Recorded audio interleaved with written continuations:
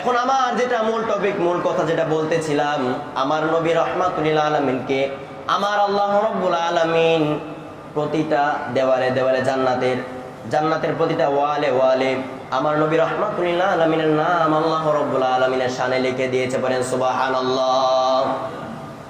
যখন আদম গন্ধম ফল খাইল, কোন কোন রিওয়ায়াতে আসে 7 বছর, কোন কোন রিওয়ায়াতে আসে 3 বছর, কোন কোন রিওয়ায়াতে আসে 2.5 বছর। আদম আলাইহিস সালাতু ওয়াস সালাম যে সময় কান্নাকাটি করতেছিল, আল্লাহ রাব্বুল আলামিন রাগান্বিত হয়ে মাফ করেন না।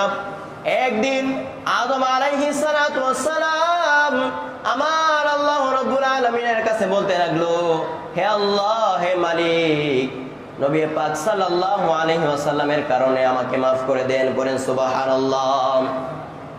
আমার আল্লাহ রাব্বুল আলামিন আদমকে জিজ্ঞাসা করলো, ওরে আদম, তুমি মুহাম্মদের নাম কইতে জানলা?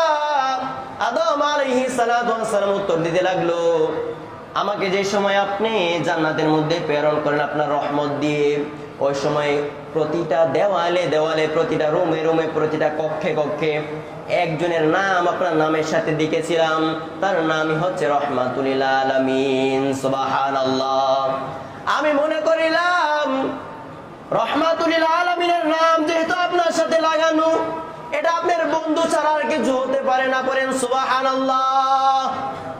ওই সময় আমার আল্লাহ রাব্বুল আলামিন আদমকে সান্ত্বনা দিয়ে বলে, আদম শোনো, তুমি ঠিকই ধরেছ, তুমি ঠিকই বলেছ।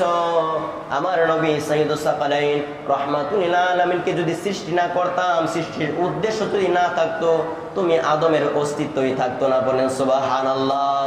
ওরে যাও যাও রে আদম যাও, তোমাকে আজকে নবী রাহমাতুল লিল আলামিনের খাতিরে মাফ করে দিয়েছি। সুবহানাল্লাহ। আমার নবী নাকি তাদের মতন মানুষ, তাদের মতন সাধারণ মানুষ করেন। নাউজুবিল্লাহ। কতটি প্রমাণ দিলাম আপনাদেরকে। যারা বলে, এরকম বলতে থাকে, আল্লাহ রাব্বুল আলামিন প্রফেশনাল ভাবে তাদের বেন্টের মধ্যে হেদায়েতের নসিব করে দেন। আল্লাহুম্মা আমিন।